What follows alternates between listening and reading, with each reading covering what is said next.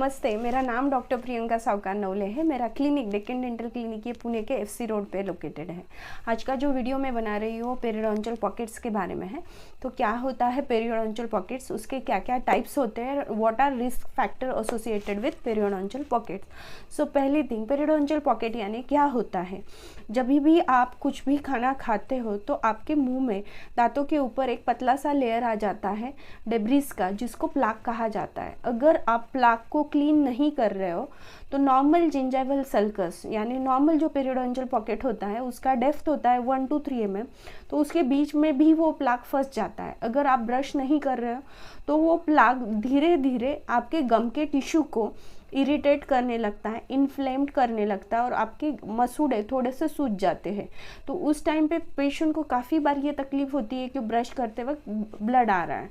अगर इस कंडीशन को भी आप इग्नोर कर देते हो तो आपका जो पॉकेट होता है या जिंजाइवल सल्कस होता है वो काफ़ी डीप होने लगता है, तो उसको बोलते हैं पेरियोडोंटल पॉकेट्स। उसके बेसिकली 4 टाइप होते हैं। एक होता है नॉर्मल पेरियोडोंटल पॉकेट, यानी जो नॉर्मल जो सल्कस का डेप्थ होता है 1 to 3 mm का, अगर उतना है तो वो नॉर्मल है। सेकेंड होता है कि माइल्ड पेरियोडोंटल पॉकेट, जिसमें 4 to 5 mm का लेंथ होता है, उसको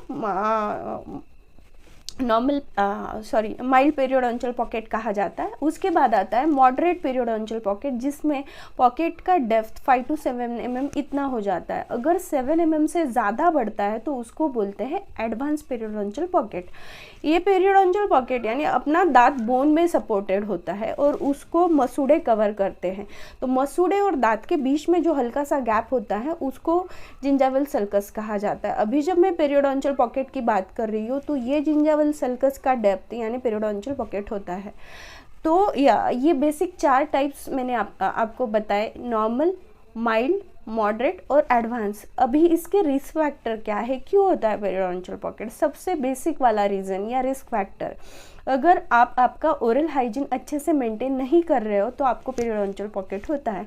सिंस उसकी वजह से जिंजिवाइटिस होता है, जो मसूड़ों का इन्फ्लेमेशन होता है, और उसको भी आप निगलेक्ट करते हो तो ऑब्वियसली आपका डिसीज बढ़ जाता है और उसकी वजह से सल्कस का डेप्थ और बढ़ जाता है। ये पहला रीज़न हुआ। सेकेंड होता है कि जेनेटिक्स और हेरिडिटरी। अगर आपके मम्मी डैडी को या आपके घर में ऑलरेडी ये हिस्ट्री है कि पॉकेट होते हैं, मसूड़ों से खून आता है, तो there are very good chances कि आपको भी होगा।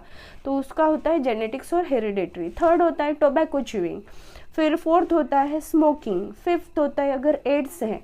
सिक्स्थ होता है किसी का कैंसर का ट्रीटमेंट चल रहा है, उस केस में एक ल्यूकेमिया भी होता है कि ल्यूकेमिया का ट्रीटमेंट चल रहा है या ल्यूकेमिया हुआ है तो भी पेरियोडोंटल पॉकेट बढ़ जाते हैं।